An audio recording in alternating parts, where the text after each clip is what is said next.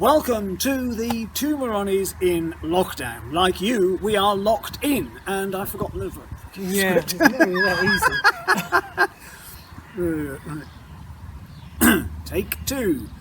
Welcome to the Two Moronnies in lockdown. Like you, we are locked in, and we have been taking the opportunity to watch world leaders open their mouths and put their collective feet in them.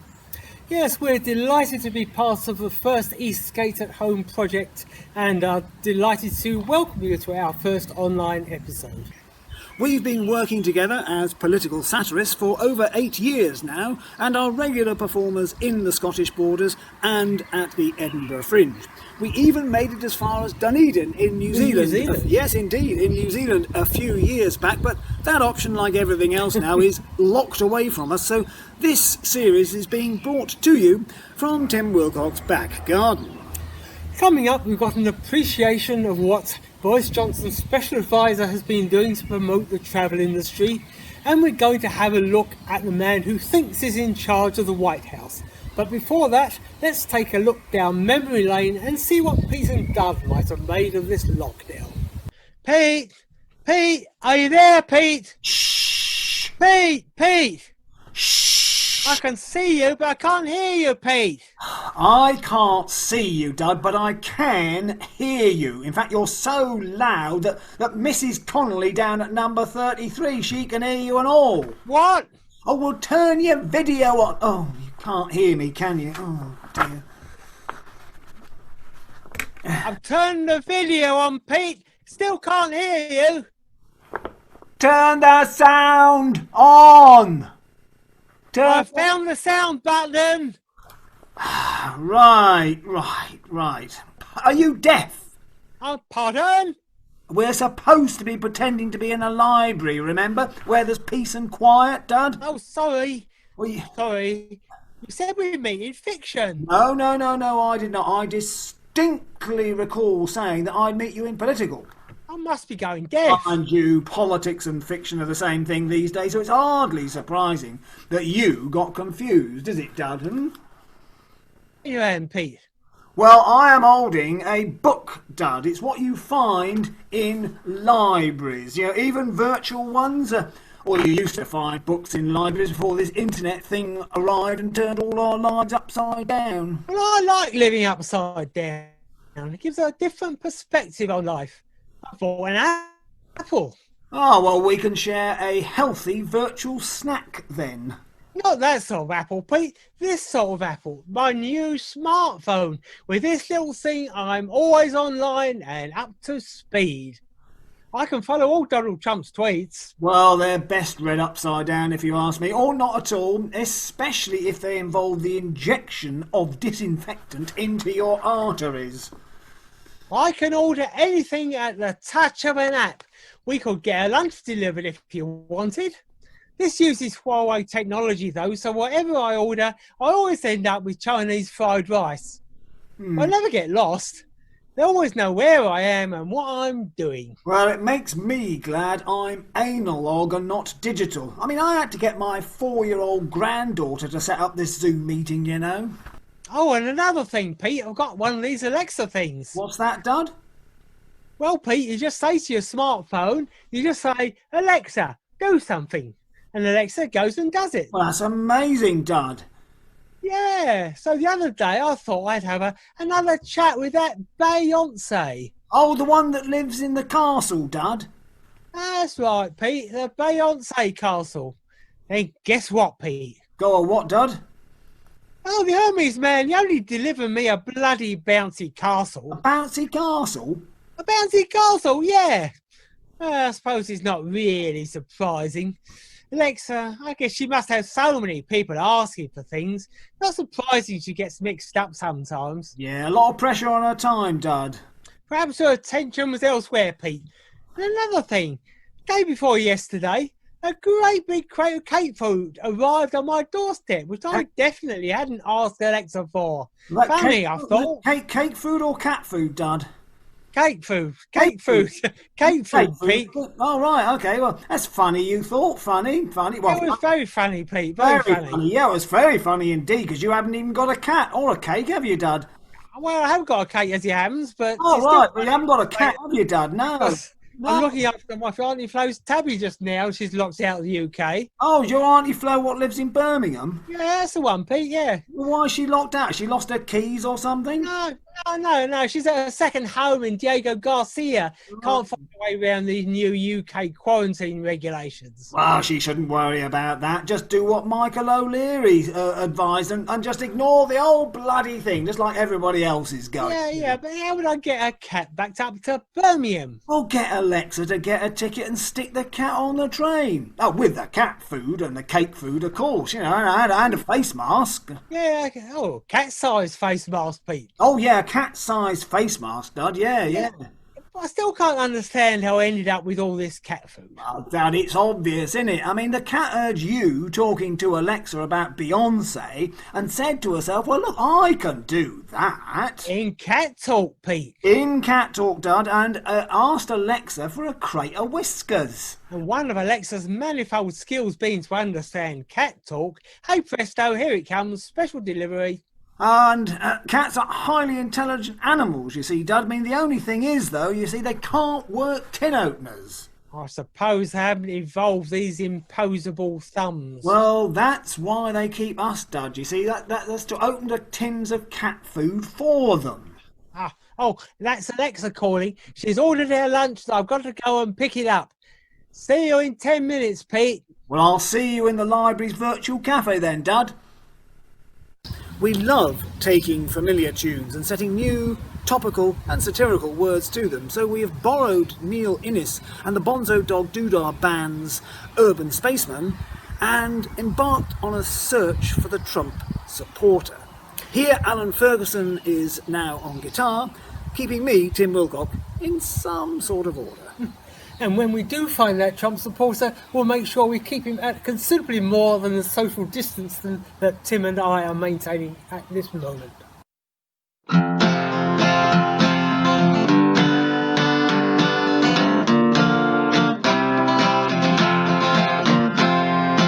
I'm the Trump supporter, did you see him hold that Bible?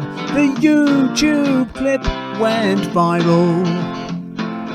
I'm the Trump supporter, he's on top of all things Floyd. The army soon will be deployed. He's intolerant of protests once rioters dispersed. Looting will mean shooting was my president's outburst. I'm the Trump supporter, I read all of his tweets and hang on every word he speaks.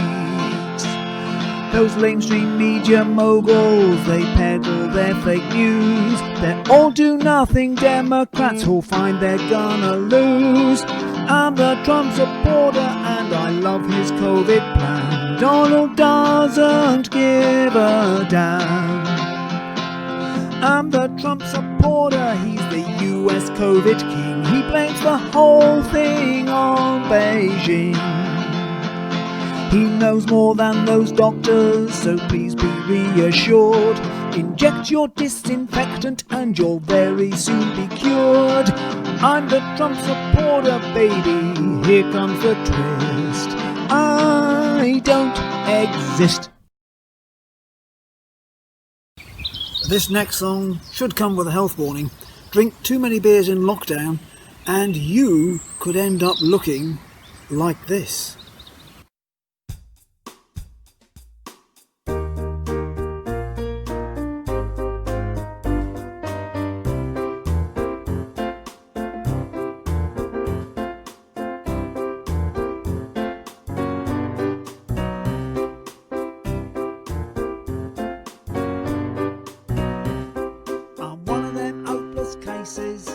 I'm ashamed to say.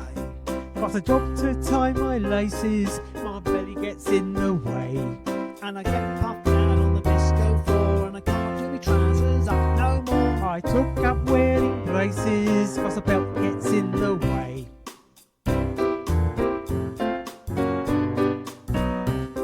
Now none of my shirts won't fit me, they all keep coming undone. My mates all take the mickey, believe me it ain't much fun. When you get puffed out on the disco floor and you can't do your trousers up no more, They all swan about but me, I can't get none. 'Cause I'm developing a beer belly, and I don't reckon it at all. I'm developing a beer belly, my trousers seem too small. My trousers are too small. And I get puffed down on the disco floor, and I can't do my trousers up no more, 'cause I'm developing a beer belly, beer belly, beer belly. I'm developing a beer belly, beer belly, beer belly.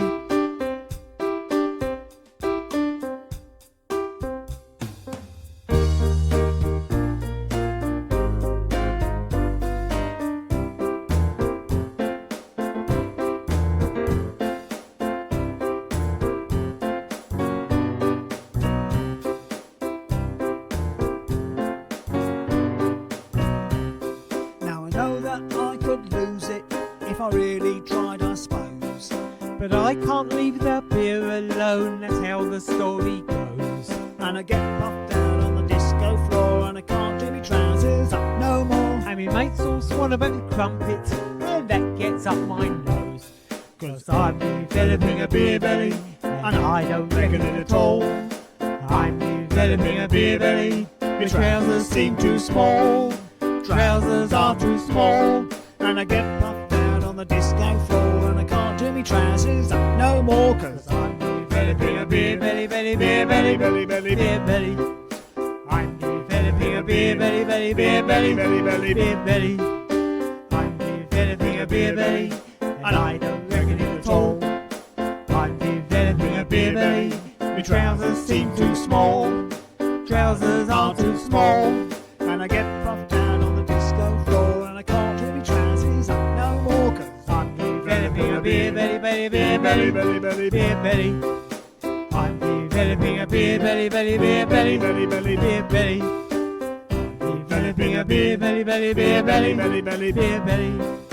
I'm developing a beer belly, beer belly, beer belly. I'm developing a beer belly, beer belly, beer belly. I'm developing a beer belly, beer belly, beer belly. And now for that special advisor who managed to turn a 520-mile round trip into a sort of excuse for travel under lockdown. This time, Alan is on piano trying to keep Tim Wilcock into some sort of order as he sings Lonnie Donegan's My Old Man's a Dustman. Now here's a sad old story. To tell it is a must. About a bold advisor who's gone and lost our trust. Some people are quite humble, others are contrite. That's not the case with this bloke. He just talks a load of shite.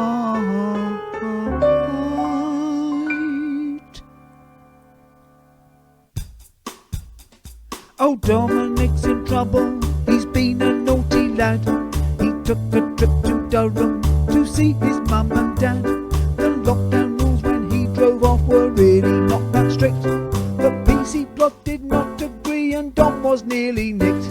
He drove up there at high speed with family in tow. Poor Boris down in London, he didn't even know.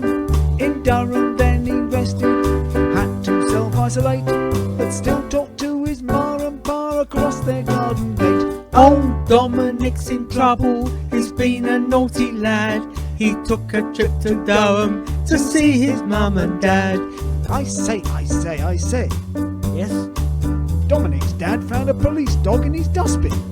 How did he know it was a police dog? He had a policeman with him.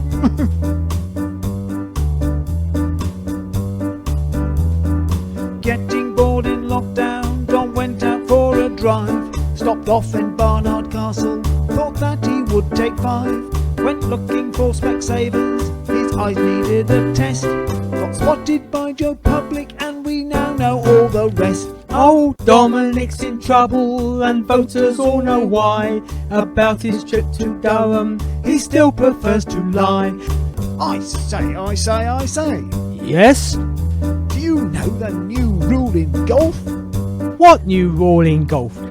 It's called the Dominic Cummings. The Dominic Cummings? Yes. A really long drive that goes out of bounds will not now incur a penalty.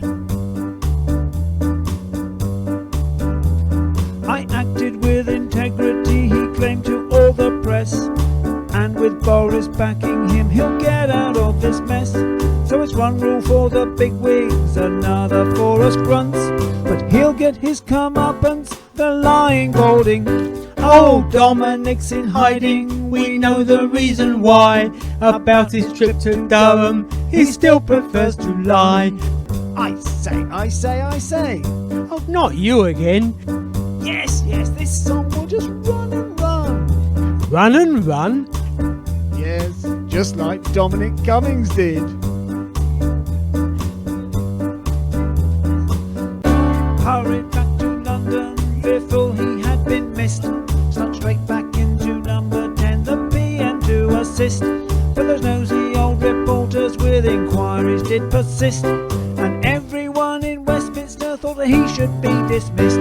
Oh, Dominic found trouble in taking that long ride to see his aging parents, his family by his side. Next time you see Dom Cummings looking all pale and sad, remember he's now changed the rules so he can see his dad.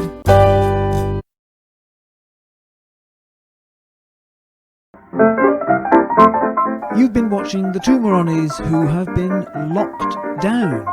Musical arrangements were by Alan Ferguson, vocals and lyrics were performed by Tim Wilcock and Les Morss, and the whole thing has been held together largely by string and ceiling wax.